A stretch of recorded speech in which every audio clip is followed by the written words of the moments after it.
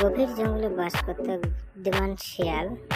সে এতটা চালাক ছিল যে বনের সব প্রাণী তাকে শ্রদ্ধা করত। তবে হিংস্র প্রাণীরা, বিশেষ করে বাঘ, সিংহ তাকে সহ্য করতে পারত না, কারণ শিয়াল তার বুদ্ধির জোরে তাদেরকে একাধিকবার বোকা বানিয়েছে।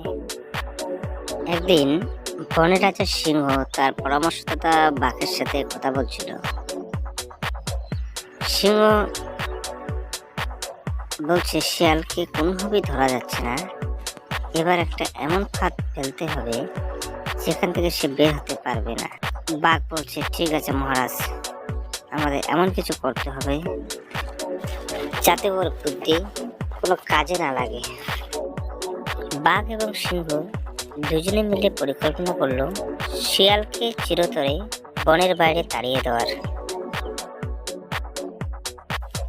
পরের দিন বাঘ পুরো বনে ঘোষণা করলো বনের সবচেয়ে বুদ্ধিমান প্রাণীর খোঁজ চলছে, যে নিজেকে সবচেয়ে চালাক প্রমাণ করতে পারবে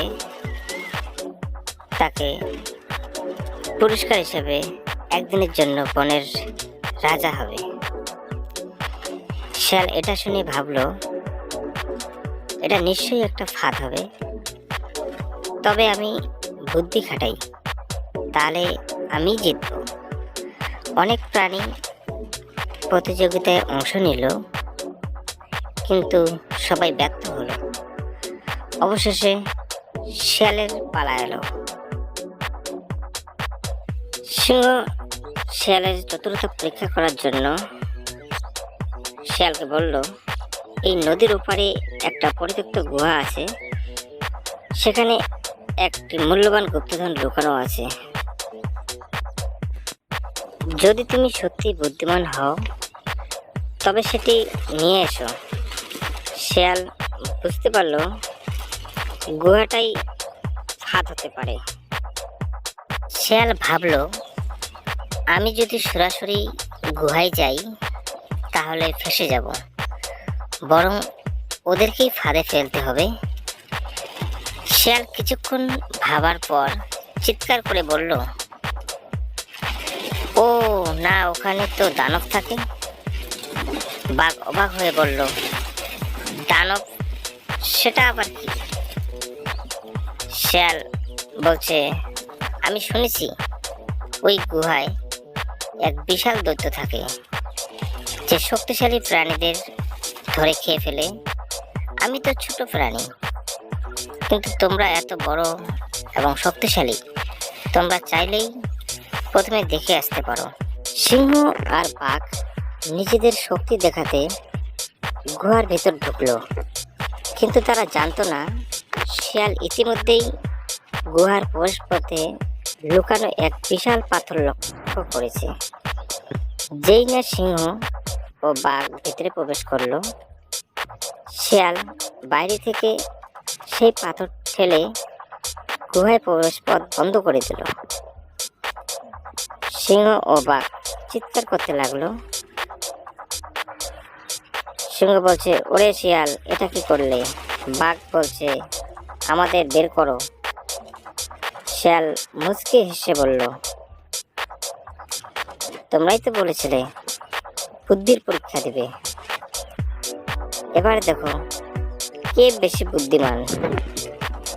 শিয়াল যখন আনন্দে নাচছিল, তখনই শিকারীরা জঙ্গলে প্রবেশ করলো। শিকারীরা বলছে, আজ যদি বড় একটা শিকার পাই তাহলে বাজারে অনেক দাম পাবো। শিয়াল এবার সত্যিই বিপদে পড়ল। সে ভাবলো, আমি যদি এখনই পালিয়ে যাই তাহলে হয়তো ধরা পড়বো, আমাকে আরেকটা চালাকি করতে হবে।